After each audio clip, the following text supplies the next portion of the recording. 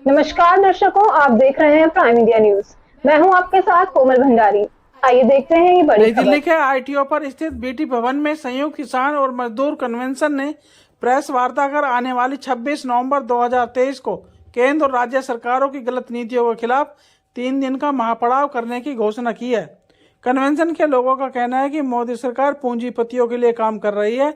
इस सरकार ने किसान और मजदूरों के लिए कोई काम नहीं किया है, जिसके उदाहरण किसान आंदोलन था। 2024 में अगर मोदी सरकार आती है तो किसान और मजदूरों का खात्मा तय है। इसलिए अब देश के मजदूर और किसान को एक प्लेटफॉर्म पर आ जाना चाहिए और सरकार के खिलाफ महापड़ाव करने की तैयारी कर रहे हैं। इसको लेकर आगे क्या क्या कुछ कहना है, ये देखते हैं प्राइम इंडिया न्यूज के विशेष संवाददाता मनोज सैनी की रिपोर्ट।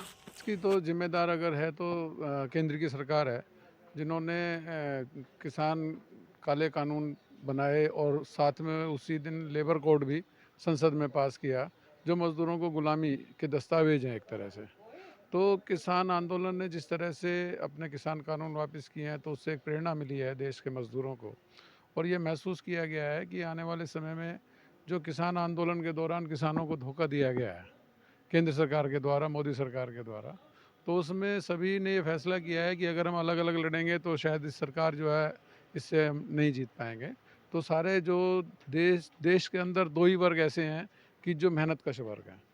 किसान अन्नदाता है, अपने खेत में पैदा करता है, पूरे देश की जनता उसको खाती है। और मज़दूर उत्पादन करता है, देश का निर्माण करता है, जो पूरे देश के लिए करता है।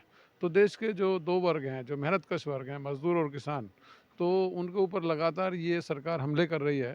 तो उन दोनों वर्गों ने ये फैसला किया है कि सरकार के खिलाफ हम संयुक्त रूप से आंदोलन करेंगे। और 2000 जी, मुझे लगता है पूरी पूरी देश की जनता इनके खिलाफ धरने पर बैठने जा रही है। पूरा देश इनके खिलाफ है, मज़दूर इनके खिलाफ है, किसान इनके खिलाफ है, गवर्नमेंट सेक्टर इनके खिलाफ है, आम जनता इनके खिलाफ है। महंगाई आसमान छू रही है।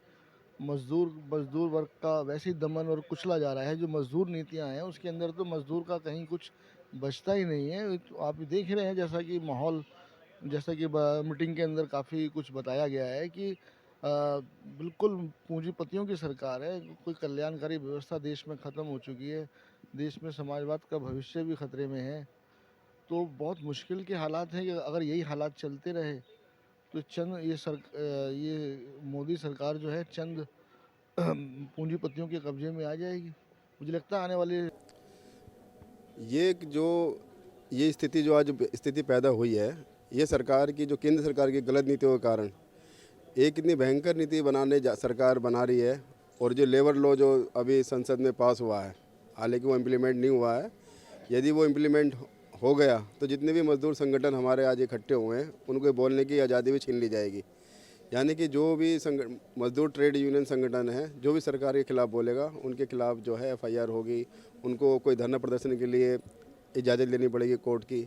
सरकार की दमनकारी नीति, किसान विरोधी नीति और निजीकरण के खिलाफ जो है ये सारे मजदूर संगठन लामबंद हुए हैं। और 26 से 28 नवंबर को दिल्ली के LG हाउस पर एक बहुत बड़े प्रदर्शन की तैयारी हो रही है।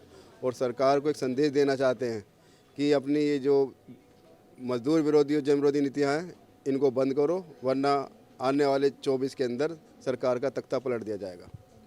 तो दर्शकों, ये थी अब तक की बड़ी खबर। आप देखते रहिए प्राइम इंडिया न्यूज। नमस्कार।